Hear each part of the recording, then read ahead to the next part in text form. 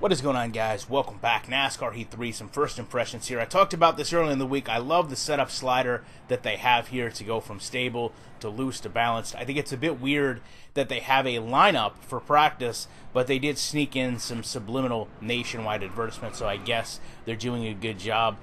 Much like NASCAR, with subliminally advertising to you as you watch. These are the first laps I actually took in this game with my wheel. I've actually upgraded to a T50 for those who care. A couple things that concern me right off the box. That 6 gig patch that you have to download is a bit off-putting. The spotter is not very good. As you can see, the first time I come out here, I have a card on my outside. The spotter is not saying anything.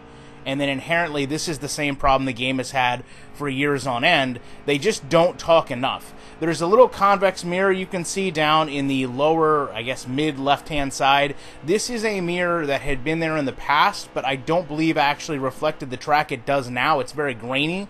And as you can see, even when there was a car behind me, it's not very helpful. I will say, in terms of driving the car, it is 100% better this year. The controls feel so much more refined. The car feels like it's in the track. I understand that some of it could be the setup, but I also know that a lot of it is the game, and they've really tweaked and refined it. I will say, since I've driven the game more after downloading the patch, you still have that erraticness of where the car will just snap around on you the instant you hit the apron and you have no ability to catch it. The 3 views, as you can see there, return. But I do want to talk about the racing line, particularly now that I'm in the fallback cam following the car.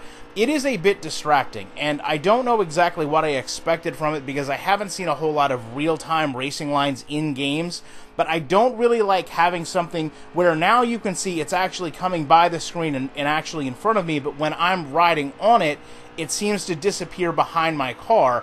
And it's just strange that it's constantly always changing on the track, even though it's not an object, and it does not actually change itself in terms of position as I search for new lines. So as I go high or as I exit low, I don't expect it to move, but I don't know how to read the input of what it's saying. So when it's telling me, for example, that I need to speed up or slow down, is it judging it because I'm far away from it and I need to get close to it?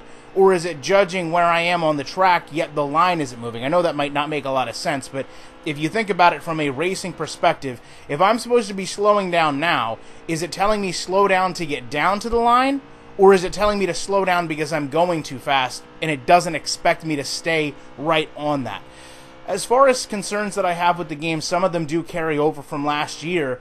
The spotter, as we mentioned, needs to be much improved. The engine sounds have changed this year, but I really don't know what they're captured from. A lot of people were concerned about the early gameplay, and I can tell you that all of the issues that you could hear sound-wise in those trailers are replicated in the game now.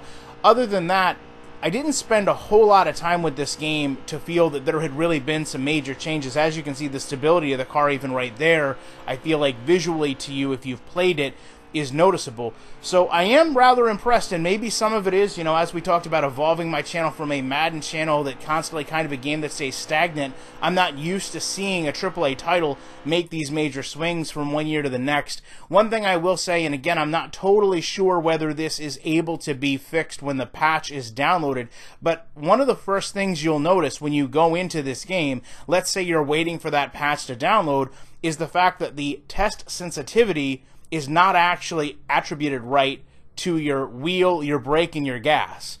So even if it's fixed in the patch, if you load up the game and you're going to go into the Coke 600 that they give you to start with, before you do that, everyone knows you should probably go in and just check and make sure your pedal's been recognized. It's probably not the first best impression to not actually label my controller properly in the sensitivity box. I know it's a small thing, but it also comes back kind of that first impression. So obviously you guys know I'm going to spend a lot more time with this game, and over the weekend I plan on sharing a lot more footage from it. I appreciate you guys checking this video out, and you know that I'll be back in the week with more commentary.